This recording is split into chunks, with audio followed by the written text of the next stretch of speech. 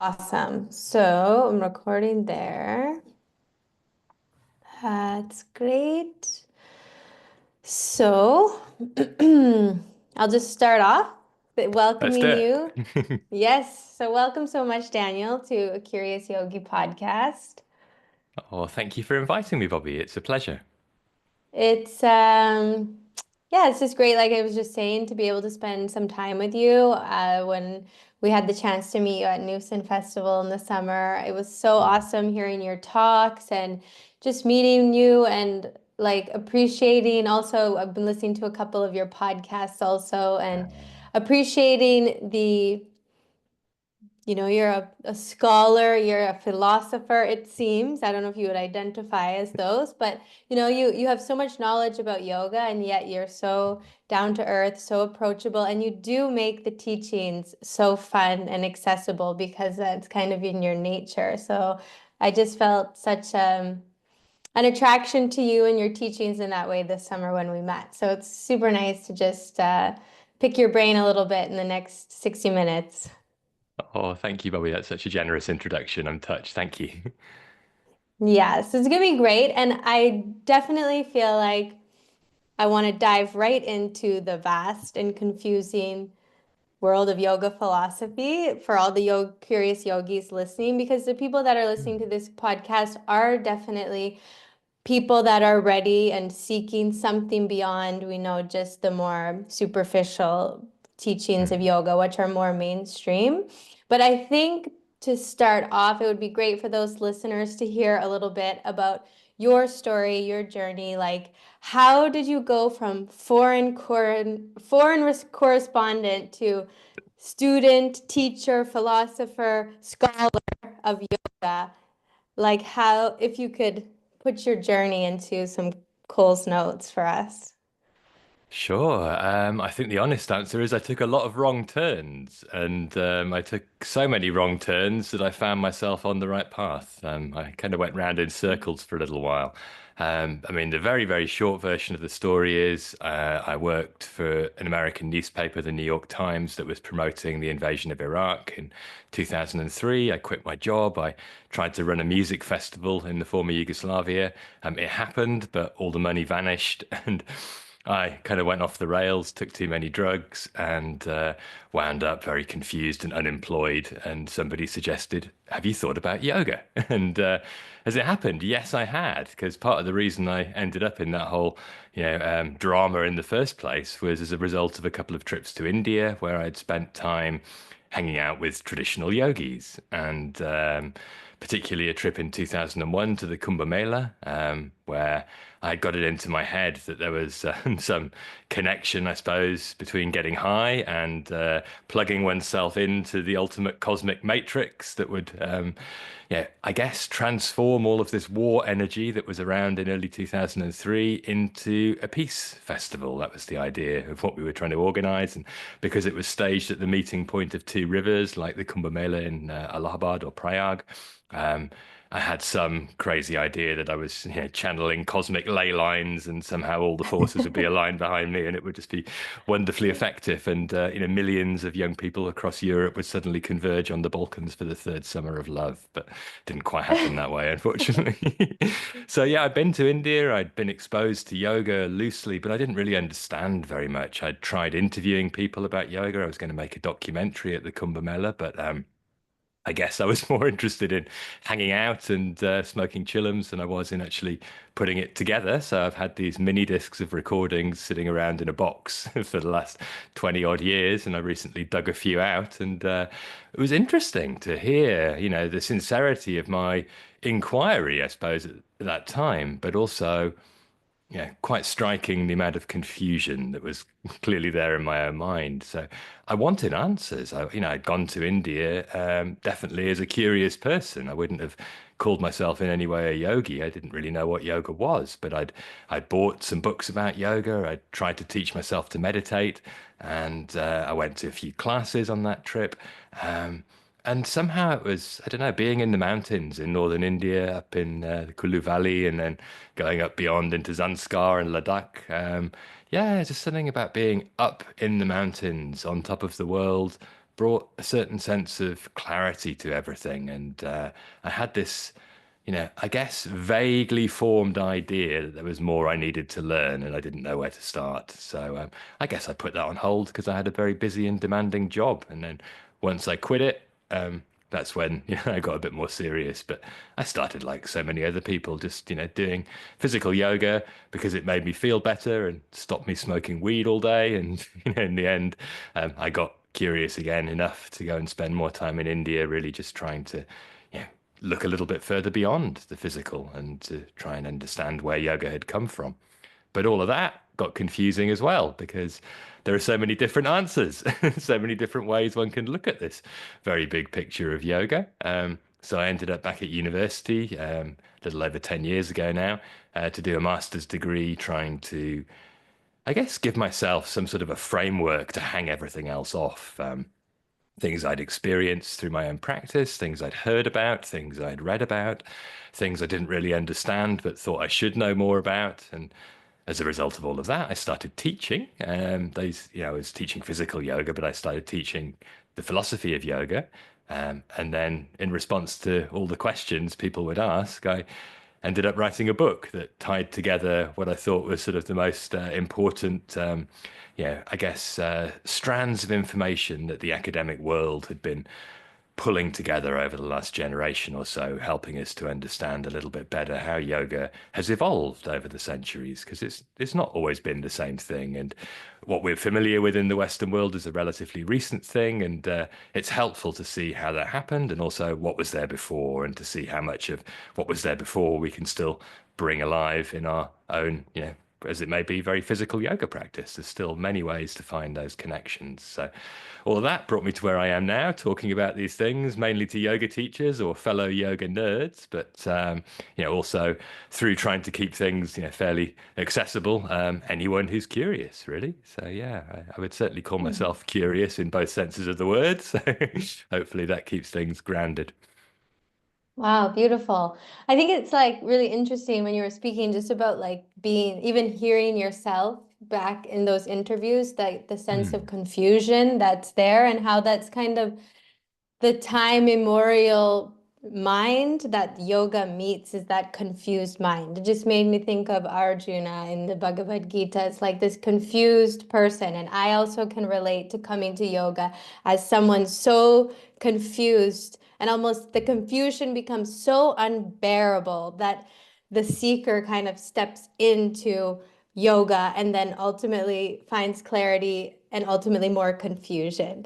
And then kind of also how it makes me kind of not feel better, but it is kind of like a, even you, someone that's studied in a scholarly, scholastic, like very perfect, like a professor of yoga philosophy, and you said Well, I wouldn't go that that far, but well, but you're on that track, you're in that world, and that there is still so much to unpack. It's like unpack. Even reading your book, I'm getting so many answers, and also so many more. With more answers comes more questions, and it's like, is this just the continual unfolding of yoga? It's really it is feels like a journey. Like we're kind of exploring such a vast space of yoga philosophy.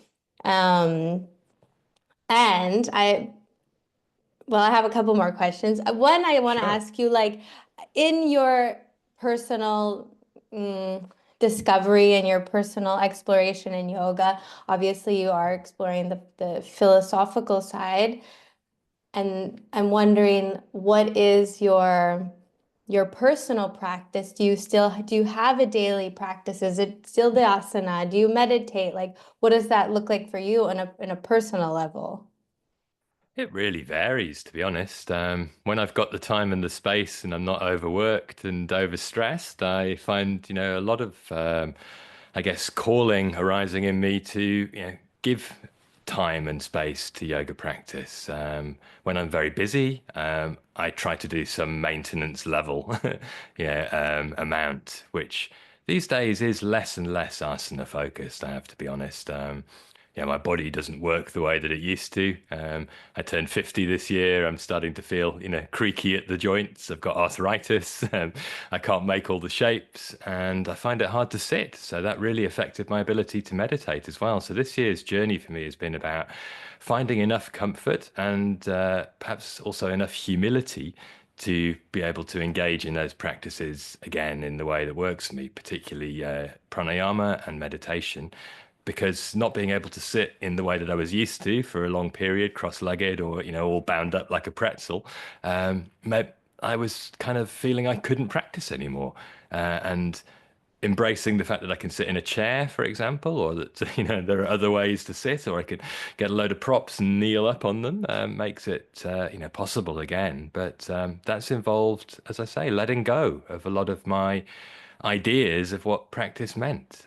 Because it really did used to mean for me, at least 90 minutes, perhaps 2 hours of quite grueling physical rigor every morning. I practiced for quite a while, almost 10 years, daily Ashtanga style practice, with a fixed sequence and always trying to, go further as they encourage you. Before that, I was heavily into the Iyengar approach to yoga, and met Mr. Iyengar a couple of times, and took that very seriously as well. And so, in those cases, I spent. There was a time when I was hanging out in Rishikesh doing 7 hours of asana a day. And I think I thought that somehow, if I magically got everything into the right shape, something would transform within me.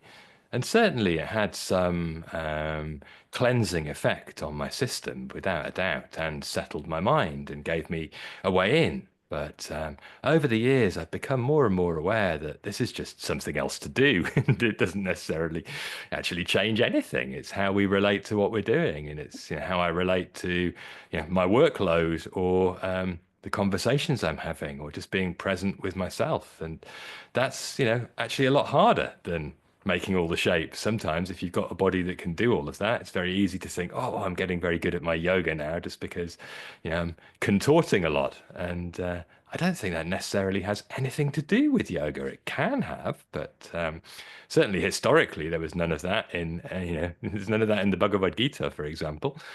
So the more interesting question to me has become, what is a steady mind? Um, what stops it from being steady? And what things can I cultivate in how I live that will support the development of that steadiness, so that even when everything is very unsteady, there is still some centeredness within my ability to face it, rather than freaking out, getting triggered, losing it completely, which I do from time to time. I'm a human being. I'm definitely not enlightened. So in answer to your previous observation, I think the whole point in a way is to ask questions, as I was just illustrating there through those sorts of approaches to steadiness in the mind. If we're not asking questions, we've kind of given up the inquiry. And yoga really is an inquiry into who we are, how we work, how we relate to the bigger picture. And, if we've got an answer that satisfies us for all time, then congratulations. The end of the journey has been reached. But I don't think I ever met anyone who'd given up asking questions. They might have some very good provisional answers, but they're still exploring, because things are still arising and they're needing to be, contemplated and moved through. And so I think it's a moment to moment thing. And actually, there is no getting there. And that's almost the beauty of it. The getting there is the acceptance of not getting there, the ultimate letting go of the need to get anywhere. Because certainly, this vehicle in which we're having this conversation, this body that we're both inhabiting, is certainly not going to carry on forever. And that's really where yoga philosophy comes into it. What do we do in relation to that fact, the inescapable reality of death? Um, no amount of Mhm. yoga practice, no matter what the texts say about immortality, is going to stop this body from falling to pieces. And so, what can we do Mm. to make peace with that fact? What can we do to make the most of being alive while we are alive, and to live in a way that is skillful and wise? And, again, we'll fail, but, at least we're trying. And then that's I think, where the questions come in. What does that mean? Mhm. How are we going to do that? Why are we even prioritizing these things? Why not just get really rich and live in a castle and have servants? And I mean, the simple answer being, that doesn't necessarily lead to the stability we're looking for. We're looking for something that, is I guess, not dependent on material circumstances. That's the kind of stability that texts like the Gita are talking about, that there is some way within ourselves of finding that stability, even if there's nothing in the way of material possessions, even if, we're about to get shot by a firing squad. And there are other people who've come at this from a completely non-yogic perspective. I think one author in the 20th century who really stands out for me in that way is Viktor Frankl, who was in concentration camp, talked about, in this book titled Man's Search for Meaning. That was the one freedom that couldn't be taken away from him. This possibility of, navigating the inner landscape to, find some inner sanctum where, things were okay despite the absolute not okayness of everything outside. And so, yeah, I guess that's where yoga is pointing towards. And from that place, we can act. We can do all sorts of things. We can do all the things in a way, but maybe many of the things will no longer seem quite so relevant anymore, and Hmm. we'll be content with less. Mm. I love that, like, reminder about the importance of the continual questioning and the inquiry into all the aspects of our inner world and the way we perceive the outer world as well, to just keep questioning and we keep inquiring. And when I was thinking about this conversation, like, what is yoga? I was wondering Hmm. if it's okay if I read a few sentences Sure, from the yeah, go little for it. section in the book. Hmm. The section is titled, What is Yoga? And yeah, I'm just going to read it and we'll jump off from there. So you say here, yoga is sometimes described as a science, but its effects are not easily measured. Since practice consists of experiments on oneself, its results are subjective and broader conclusions are hard to establish. What works for one person affects others differently. This is part of the reason there are so many methods. For example, texts say the yogic state can be attained by effort, hatha yoga, dispassionate action, karma yoga, or devotion, bhakti yoga. Apart from their shared objectives, each of these disciplines has one thing in common. They have to be practiced. Words can only spark a quest for direct knowledge. Traditional practitioners can therefore be wary of yoga philosophy, preferring instead to embody what it signifies. This is all very well, but few of us today share the same basic aims as ancient yogis who strove for freedom and from rebirth. Most of us are trying to find peace in response to life's challenges or exploring what gets in the way of feeling whole.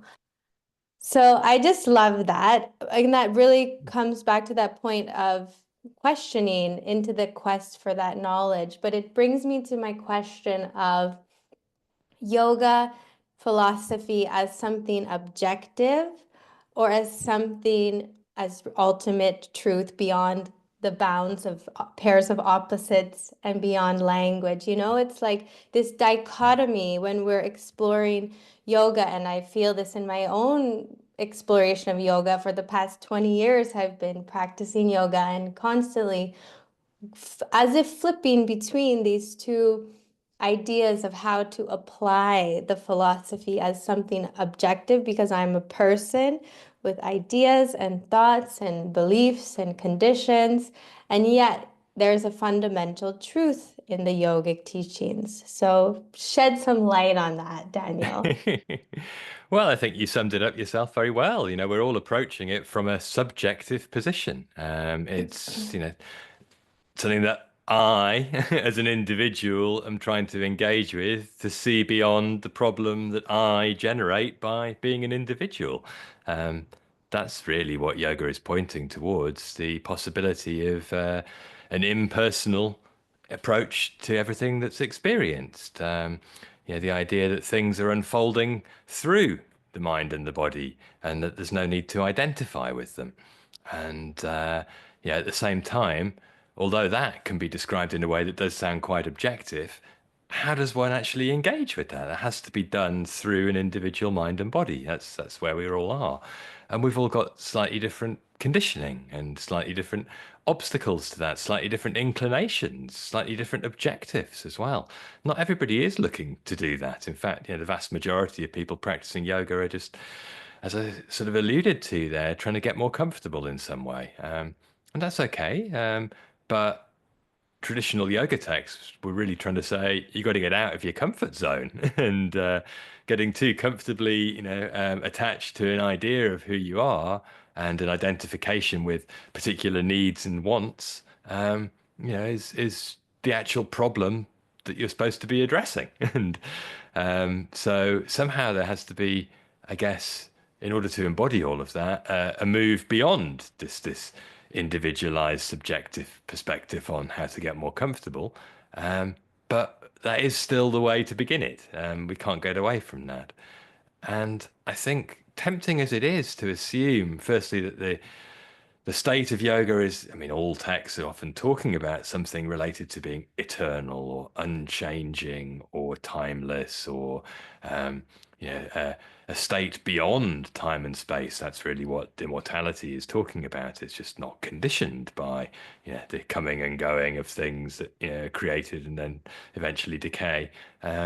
Because often that's just referring to just presence, consciousness, being, something that just is. That's what the earliest text that talks about yoga, the Katha Upanishad says, Asti, it is, it is. That's all you can say about this ultimate state. And so, yeah, it has to just be embodied in that sense. But guidance is needed on how to get there. And, all yoga texts do seem to suggest that you need some teaching.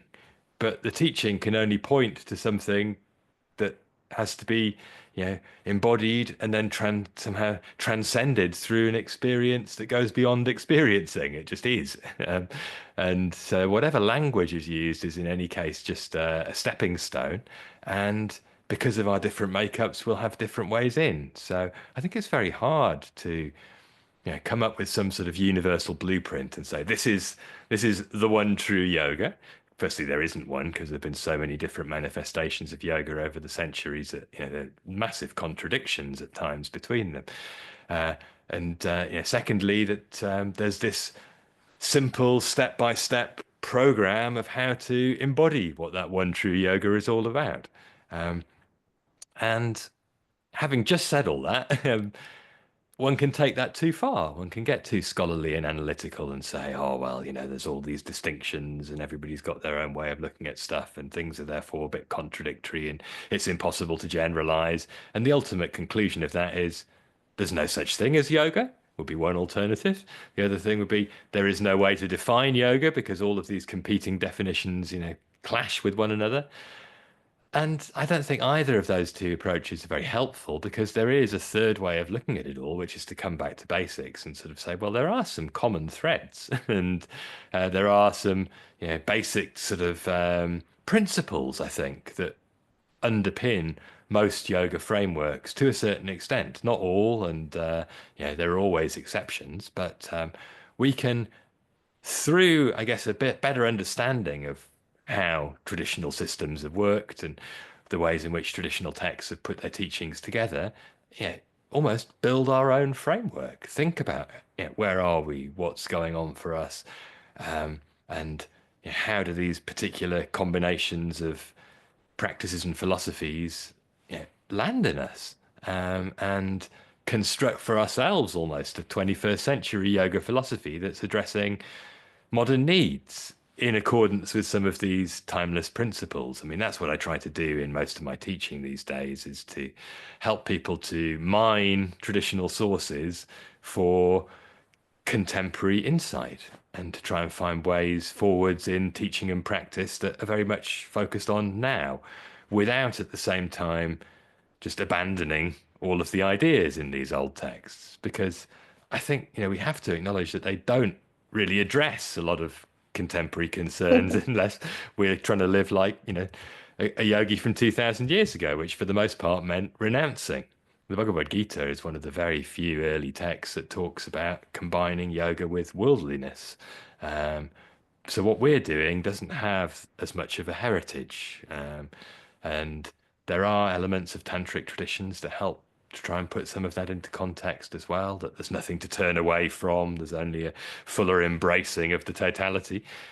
But I think we've got some fairly modern, mundane concerns. How do we deal with, the modern types of distractions like, you know, the internet, social media, the telephone in the pocket, the portal to confusion? Yeah, sure, you can give it up, but how many of us are actually going to do that? Same with relationships. Traditionally, renounce them, go to the forest, live in a hut. Yeah, most of us want to be in relationships. So, what does it mean to be in a skillful, yogically informed relationship? No ancient yoga text has any guidance on that, unfortunately. We need to find our own way of, I guess, constructing that. So, that's why I try to break things down to sort of elementary principles. And that's how I wrote that book, really, to take the history and philosophy of yoga, distill it into 100 short chapters, which in a way, correspond to building blocks that have been arranged in different ways over the centuries, and invite us to make our own arrangement to a certain extent. Because I just don't think there is a one size fits all approach, or, in really, very simple terms, any possibility of just somehow becoming the embodiment of Patanjali's Yoga Sutra, or what's said to Arjuna in the Bhagavad Gita. We can only be inspired by those things to find some modern, you know, analog, something that's connected to it. It's similar, but it's not the same thing. Because Patanjali's message was clear. Go to the cave and don't come back effectively. Sit down and shut up was my brother's attempt to summarize the Yoga Sutra, and I think it's he's onto something.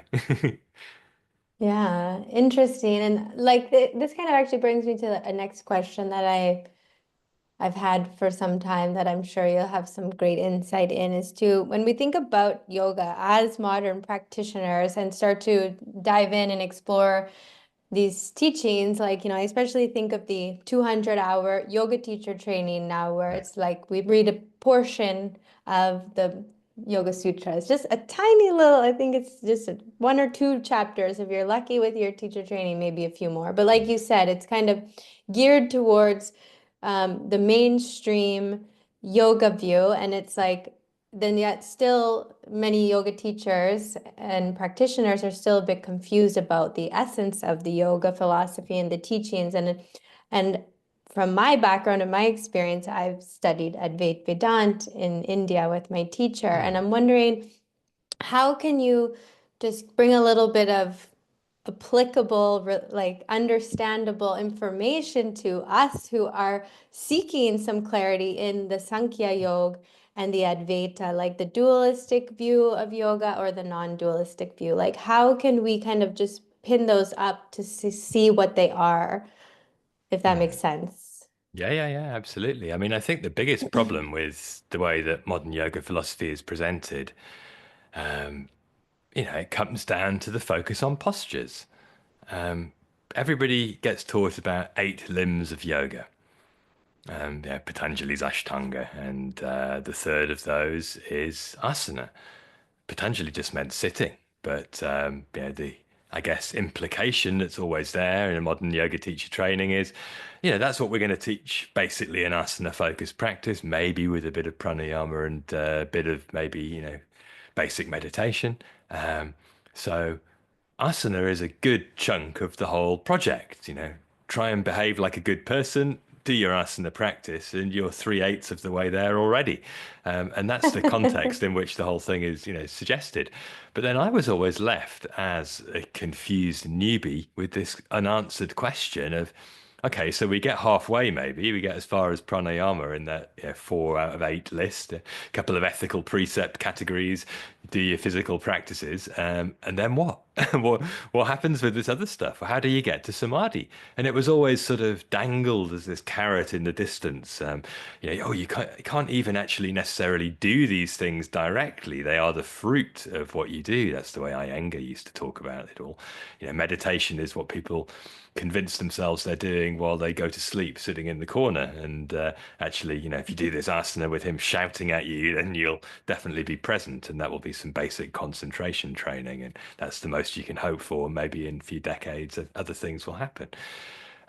I mean, I didn't even get that much explained to me at first. It was just, don't ask too many questions, come to asana class. And I think that's the level on which most yoga philosophy is stuck. And the way that people try to join it all together into something cosmic is to wheel in chakras and say, oh, yeah, get yourself lit up like a Christmas tree. And then suddenly, lightning will go off up the top of your head and, awakening will happen. So, in some way, somehow doing stuff with the body is supposed to unblock or cleanse or whatever it is that people like to imagine one's supposed to do with this framework. But that's not the way that traditional texts talk about these things. They're meditation blueprints, the chakra model.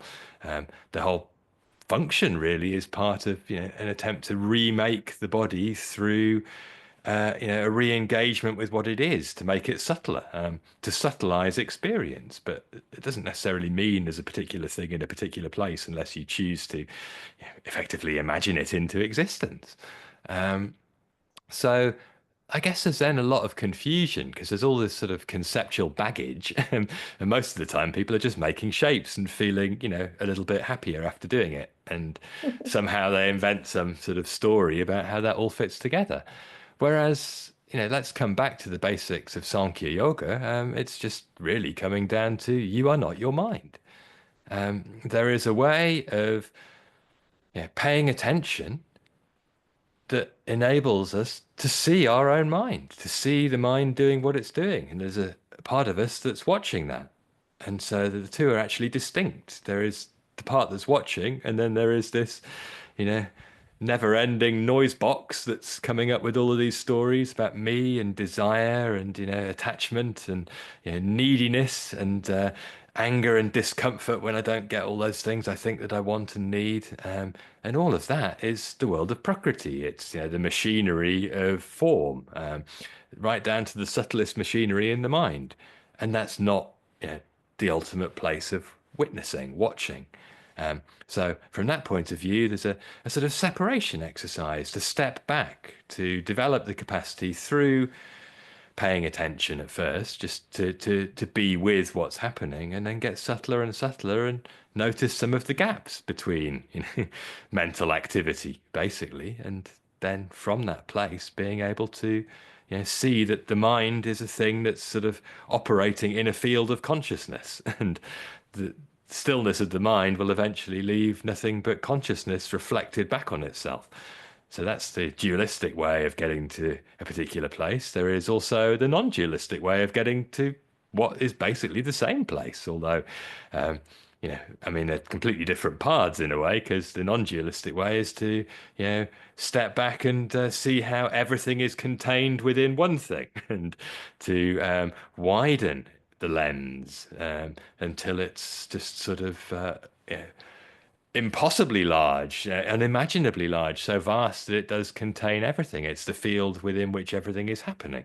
But that almost involves not doing anything. It involves watching again everything get quieter, but expanding and expanding. What you might call an open awareness approach to meditation, effectively, I think, is how it functions.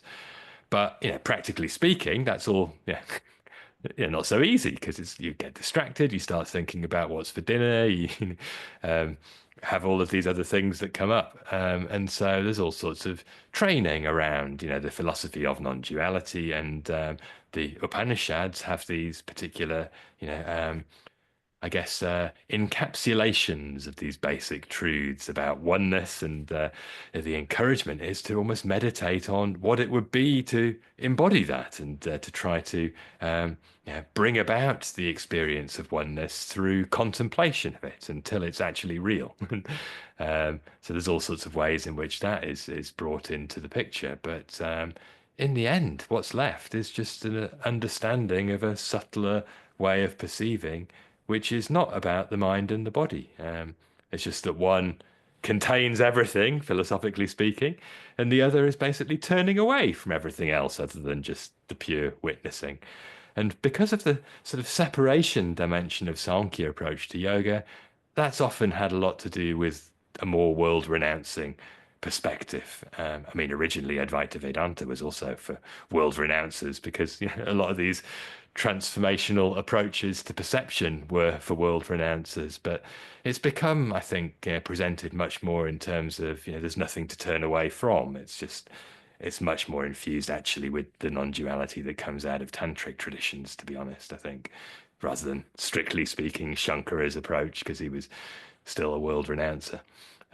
But yeah, there's a way that sort of, there's nothing to turn away from. And that instinctively resonates, I think, a lot more with modern yoga students. So to complete the confusing picture that comes out of yoga teacher trainings, you got, yoga's from Patanjali. It's all about the eight limbs that will, connect your chakras in some magic fairy tale way.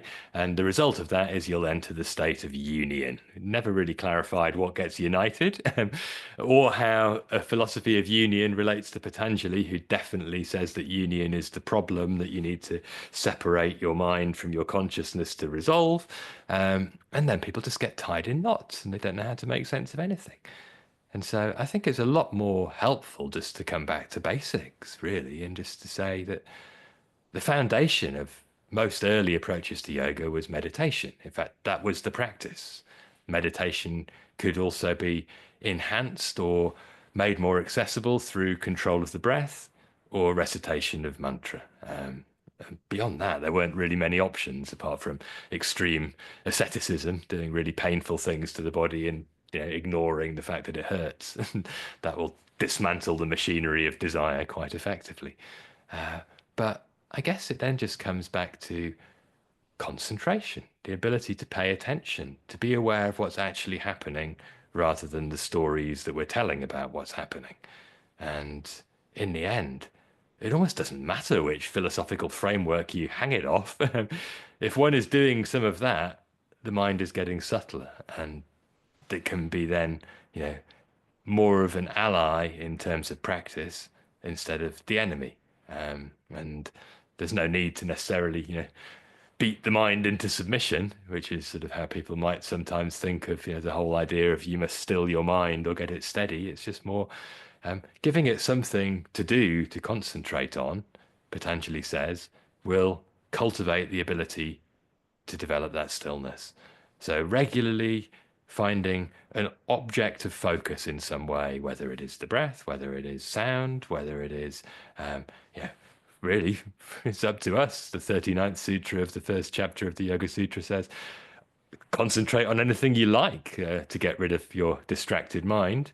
So, yes, making shapes, perfectly acceptable thing to concentrate on. But unless it's being presented that way, that the whole point of doing the shape making is to pay attention to really subtle embodied experience and not be lost in everything else, then it's not really got anything to do with what Patanjali was talking about. So that's the kind of way in which connections can still be made. But the concentration training, I think, is the way in, the ability to pay attention. And Hmm. that's what we harness, I suppose, in trying to live more skillfully, because paying attention to what our values are and our ability to embody them. And most importantly of all, seeing through our delusion about whether or not we're actually living up to the stories we're telling ourselves, because the world is full of people who claim to be all love and light while acting abominably. And so part of the Hmm. practice is to actually be, to have a good bullshit detector and turn it inwards on oneself. And not to go to war with oneself again, but just to try and actually be congruent, have an alignment between, intention and expression, and you know, using that concentration training to make that happen. So I Hmm. think I meandered off in all sorts of directions there. I'm not sure we stuck to Sankhya No, versus it's great. Advaita, but But I think it's good because, well, it brought up a lot of questions for me, but also a good reminder that these, like you said, frameworks are there, but it's up to the inquirer within to go towards or be on that path to what you had said earlier about your own practice that allows you to sit and quiet your mind in whatever capacity is possible to actually get to the purpose is to quiet the mind, to be with oneself. And then whatever path gets us there, then we stick on that path for however long is required. And I think also when you were speaking, I was thinking about how, for me, like yoga is about getting to that place of freedom from, like you said, the bullshit of my own mind, essentially, but to also approach yoga with the discipline and yet with the freedom. Because if there's too, you also mentioned something about this earlier, like if it's too much discipline and bondage is creating more attachment to this idea of what a yogi is or what a yoga practitioner is. And then that's just sort of more crystallizing the identification with this individual me separate from you or anything else. So it's kind of this fine dance I find of like, sticking on the path, and then suddenly the path becomes so rigid that there has to be a sort of give way to shift. And I guess, like you said, also flow with the phases of life and the workload and the relationships, and approach what is coming in life, as we all have to go through every ups and downs, but how to have the anchor of the practice and yet not be too rigid in the practice. Not too tight, not too loose, as a friend of Yeah. mine who likes to talk about it, he puts it a bit like, I think might have been a metaphor that the Buddha used for how to get an instrument to sound right. But, you tighten the strings of your guitar too tight and they're not going to make the right note. You let them get all slack as well. It's the same thing, same with a drum. So somehow there has to be that, creative tension there. And I think, this is why I'm a fan of dualistic philosophy in some ways. Because everyone's so into the idea of, all things are one and everything's connected, and therefore yoga means union, and, we're all the same divine energy or whatever it might be. That all sounds very nice, obviously. And yeah, to a certain extent, one can experience that. But the day-to-day reality is there are distinctions. I am having a conversation with you. I don't want to get too attached to the I and the you, but at the same time, if we don't observe that functional distinction, we can't, be in the relationship of this conversation. And so everything is about those distinctions in some ways. And there are all these spectrums on which, things are happening. So the ultimate spectrum from the yoga point of view is, absolute dukkha, suffering at one end, and release from that at the other end, liberation. And everything operates on these sort of polarities, but nobody's really at either end, either extreme. We're all somewhere in the middle. We're having to find a way to cultivate more or less of something. And that's where seeing things in terms of distinctions really helps. And there's often paradox involved in this. Not too tight, not too loose. Pulling in two different directions there, finding this sweet spot. But it's a provisional sweet spot. It's like Ayurvedic medicine. That's a similar way of conducting this experiment on yourself, trying to observe how things are, having a sense of what equilibrium is like and where you might be off center. But it's not straightforward prescription of this is your point of center, and we can measure it with a machine and just tell you to take X amount of Y substance and Z will be the result. It's a trial and error exercise, and equilibrium shifts. Some days it's here, some days it's there. What's needed will be more this way, that way. So I like the fact that Sankhya philosophy, through the way it talks about the gunas, basically gives us a very simple algorithm. The mind and the body are often dominated by the two gunas that get, sort of less good press in the yoga world, the rajas and tamas. So we're either over agitated or overly dull and lazy or ignorant or heavy or whatever one might, associate with the sort of the darker side of tamas. But without its positive side, without any stability, it will never sit still and get anywhere in practice. And similarly, Rajas sounds, like you're bouncing around off the walls after 30 Red Bulls, but it's actually the dynamism required to cut through the confusion. So, creative tension between those two is what enables clarity to develop in the mind and the body. And so I often feel that yoga is about trying to sort of work on the mind and the body in terms of its inherent rajas and tamas to try to find some equilibrium. And sometimes it means turning up the agitation. Other times it means turning up the the pacification, let's say. And so it's often just thinking about, the whole mind-body system as this enormous, mixing desk in a music studio with all these little sliders and faders and just trying to make these subtle adjustments. And again, that requires us to be paying attention. And if we're only paying attention on the framework of, is my body in the right shape? Or have I convinced myself that I've unblocked X or Y chakra? Then, we haven't got the subtlety of feeling. It's really just at the level of, you know, very basic things. Sort of, for example, how slowly can you lift your arm at exactly the pace that you're inhaling and try and keep it perfectly synchronized? And what's stopping that from happening? And what discomforts are arising? And what could be done to soften everything while still working through that movement? And that's, I mean, it's so basic. It's not really anything to do with asana practice, but it's training awareness. And so I think, Mm. anything physical, if it's working that way, it can be a wonderful tool, but it can otherwise just be another way to distract ourselves, make the time go by, and convince ourselves of more self-deluding stories.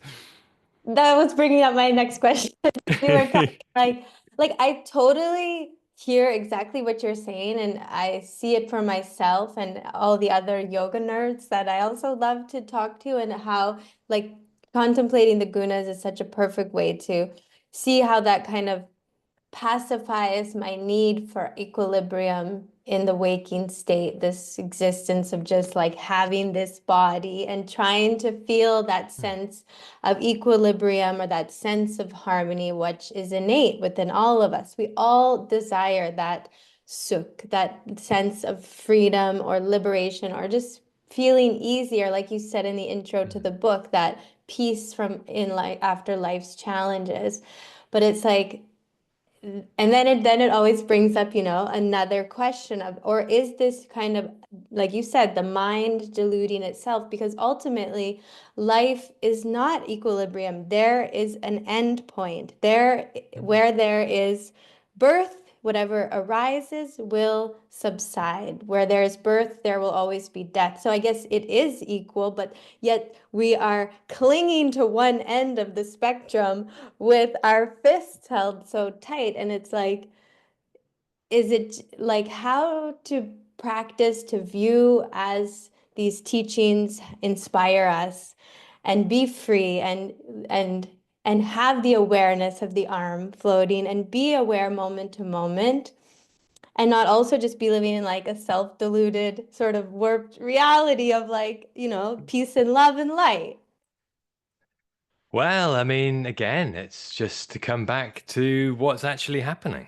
And, all the love and light, rainbows and unicorns, self-deluding fantasies that fly around in the modern yoga world, are about often avoiding reality, avoiding the fact that we're still people. We're still subject to decay. You know, we all need to go to the toilet and eat food, despite these people who like to fantasize about being breatharians or whatever they call themselves.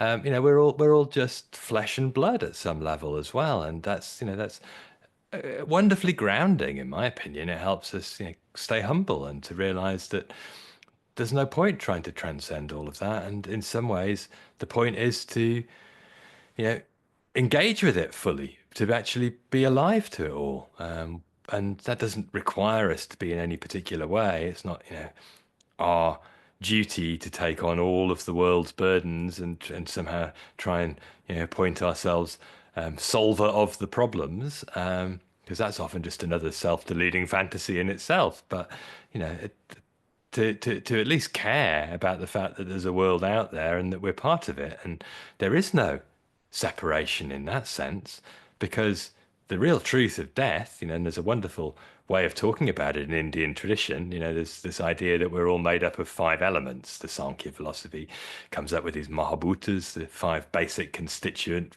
parts of all things that have form: earth, water, fire, air, and space. And when you die, you go to the five, is the way it's described in Sanskrit. You've gone back to the five elements. So, ashes to ashes, dust to dust. And out of those five elements, other things will be made.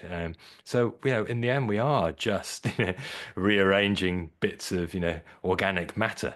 And, in the grand scheme of things, we don't matter that much. But life is unfolding, and that matters, and we're experiencing it, and that can matter too. And we can find meaning in the way that it matters, even though it might not even have any ultimate meaning other than it's just unfolding. But what we do can give it meaning, and having a purpose, I think, is very important. And that's something that we can create through the way we relate to what's unfolding through us. Um, so I guess, yeah, it's very tempting sometimes to think about blissing out and, just need to stay in the zone and just, basically get high. Or is it possible to just let go of the need for that even and just be with all of its messy complication and misery-inducing frustratingness?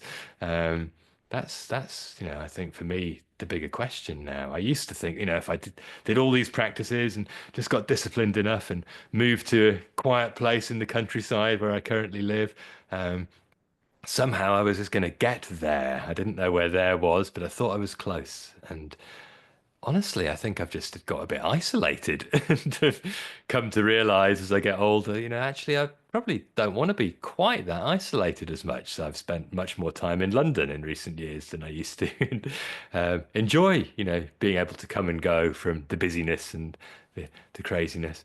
But I mean, really, the point is to come back to you know, I suppose in a way the creative tension that Patanjali puts together in the Yoga Sutra. If we really want to align asana practice and everything else that's going on in the yoga world with what Patanjali's saying, he's talking about a balance between abhyasa and vairagya. And that is the nature of what brings the steady mind. And abhyasa is the repeated effort that cultivates one-pointedness, basically, the steadiness and focus. And vairagya is the absence of craving and clinging. And so it's letting go. And so if all we're doing is practicing, we just get more and more attached to practice. The challenge is to be almost renouncing the thing that we're finding helpful and to be able to let go of it. And I think for me, one of the great gifts I've had in recent years is to find that the things I was quite attached to as a practitioner are no longer happening for me, and to try and see how letting go of my attachment to that is just part of the same project that would have to be engaged with even if I was doing them. And that actually not having the opportunity to do them has forced me to develop a more healthy releasing tendency than I might otherwise have had. Because I think I had a little bit of yoga junkie approach to my practice, and if I hadn't done it or something got in the way of it, so out of my way, please. I need my yoga, and so yeah, it's been a very interesting process from that point of view. But vairagya, or as the Gita puts it, tyaga, that's another great word for it, and that's sort of slightly different flavor. It's just releasing.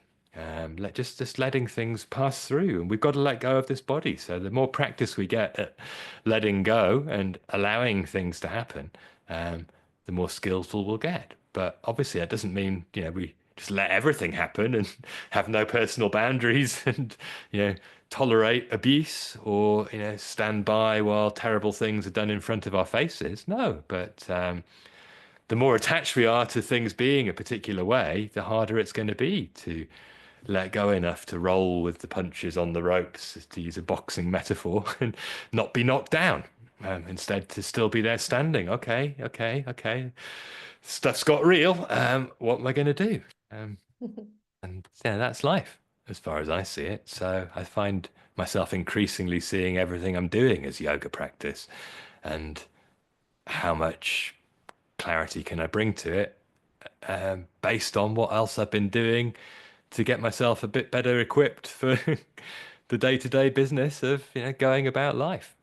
So yeah, what I might have previously thought of as yoga practice is much smaller part of my day-to-day picture, but it feels like it's started to permeate things a little more seamlessly now. It's not so disconnected. Whereas when I first went to teachers 20 years ago and said, how does this sequence of postures relate to what's in the Yoga Sutra? And they couldn't give me an answer. It just seemed like they were two completely different things. Philosophy and practice were completely unrelated. Whereas I almost feel like if there was more attention paid to actually talking about ideas in the modern yoga world, we might find it much easier to see that there is no separation. The ideas are just thinking about how to live. And I suppose this one last thing, bringing it back to this question of what is yoga. Yoga was originally a state of being. It is the state in which, the clarity is present and there is no distraction. That's how it's described in the Katha Upanishad. When, all of the senses and the mind are reined in, so there are no more distractions, that is yoga. It's the highest state. That's what it says. And so if we think of all these other things that you were listing from that little quote, as being ways to use skillful means to access this state of yoga, then yoga isn't the practice.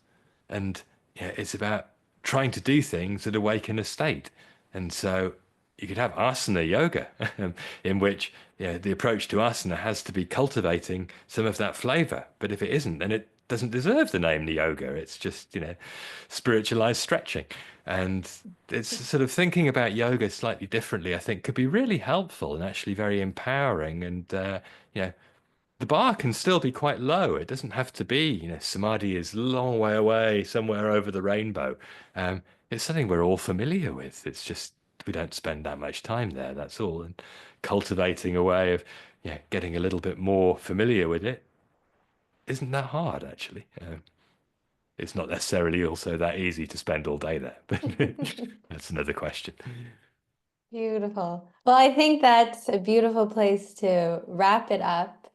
I really, really have appreciated this conversation. So many more questions come up, but I think it's good to be left with more questions, like we said at the beginning, to just have Mm, things to contemplate within our own privacy of our practice, and that happens within. And also why I feel it is so important to have these dialogues with our mm, fellow practitioners and ones who are seeking, whether you call oneself a yogi or not, like you said, man's search for meaning, that one who inquires really, how it really helps, illuminate the self-discovery for ourselves. So I totally feel that we hit the point there today, Daniel. So thank you so much. And I'd love to just finish the conversations with three quick mm. questions, kind of Sure. cliche, but I think it's a nice little touch. So Hmm. firstly, um, if you could describe your personal practice in three words.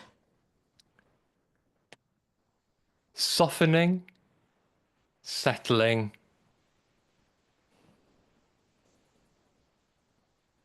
Hmm. The third one is trickier. It's good. I would say releasing, releasing. Softening, settling, releasing. Beautiful. And a book or a scripture that's currently inspiring your practice or your life. The Mahabharata, I can't get away from it. I've become obsessed with it. It's like the best soap opera ever, combined with The Wire, which was one of my favorite TV dramas. It's just sort of this constant sort of mingling of who's the good guys, who's the bad guys, what's the right thing to do, how to make sense of anything. And it's enormous. And, I've not read the whole thing in Sanskrit. So I've got many lifetimes of projects that I could embed in that worldview, I think. So yeah, that's my top tip.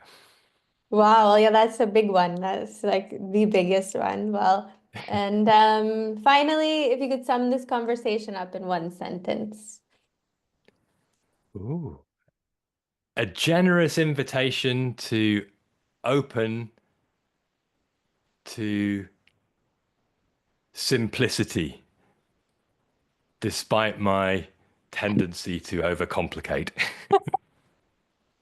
No, it's been great. I really feel though you actually have a skill for explaining things in a way that's, for me anyways, I get it. Even if it leaves me questioning more, it hits. And for me, the kind of intellect that I have, I kind of need that. So I so have appreciated the book. It's really great. I'm going to put Oh, link in the notes for everybody that's listening, who they're all curious yogis, to hmm. really get a copy of the book. It is such an amazing resource to have for all these vast, complicated ideas put together in a way that's like relatable, readable, highlightable, if that's a word, you know? So I really, really appreciate that. I know you also have a year-long training program that you do. And just Hmm. for those that are listening, they want to study with you, they want to learn more with you. I know you have lots going on, but if you just want to share with the listeners where they can jump in and what to, yeah. Thank you. Yeah. I mean, the book is called The Truth of Yoga, and there is a website, truthofyoga.com, where I host a variety of online courses. There are some free ones if you want to just get a flavor of who I am and what I say, although I guess if you've made it this far, you've already had a bit of a taste. There are also courses on all of the main yoga texts, which are self-contained, self-study programs, really. There's even a course that accompanies the book and unpacks its ideas. And every now and again, I run those live with discussions as part of the program. But you can always book a one-to-one Q&A session with me if you were to take one of those sort of more limited programs there. Originally, they were 4 weeks that I ran them when they were live, but you can study at your own pace and take as long as you like. But if you're really looking for a deeper dive, there's a project that I started this year called The Path of Knowledge, which runs for a year and basically takes what I've taught in a university setting about the history and philosophy of yoga, kind of rips up the university side of it and tries to present it in an accessible way to curious practitioners, teachers, armchair enthusiasts, with the simple purpose of trying to say, how does any of this stuff from the past relate to us here and now? What are we going to do with it? With a view to inspiring people to find their own way with philosophy, basically, and perhaps put together some kind of a project, whether that's something they want to teach, something that they want to write, something that they want to produce in some other medium, using the structure of looking through the evolution of yogic traditions as a sort of framework for doing that. And I'll be doing that again from September. And so if you go to truthofyoga.com, there is on the homepage a link to the page where you can sign up for news about when enrollment's open. And there's a breakdown of what's on offer. But basically, we cover everything and use it as an opportunity to meet as a Sangha every couple of weeks for a live seminar effectively, but it's much more like a group conversation in which we split into smaller groups, get to know each other, have structured discussions exploring how to make sense of things, and then feed that back to the larger group and see what bubbles up. So I'm learning a lot through hosting a conversation with other people who've got a lot to share. So it's a community really, other than just sort of me giving lectures. Although there's some of that in there, I record material to bring stuff to life, share some readings, and stir the pot, so to speak, and hopefully something bubbles up out for everybody. Beautiful. Great. That sounds amazing. I'll put it all in the links in the show notes for those to listen. And I hope to cross paths with you again somewhere this summer, maybe Newson or Well, somewhere likewise, other yeah. yoga happening in Europe, or I'm sure this is only see you later. I'm sure we'll cross paths again. So thank you again so much. I really, really appreciate it. It's been awesome to just hang out with another fellow yoga nerd. I like that you said that. Thank you, Bobby. No, it's been a real pleasure and so kind of you to invite me. And yeah, thank you for sharing. Wishing you a happy hibernation in the winter of Northern Europe. And yeah, hope to see you, as you say, perhaps next summer at Nursing again. That would be lovely. Great. So I'm gonna edit this episode in the next few days and I'll share it online. I'll send you an email. And yeah, thank you so much. And Cool. I'll Well, let you thank know. you. So best Sounds wishes good. and have a You, great yeah. holiday season and Thank speak you. soon. Sounds good. And say hi to Simon as well. I definitely will. See Cool. ya. Okay. See ya. Thanks.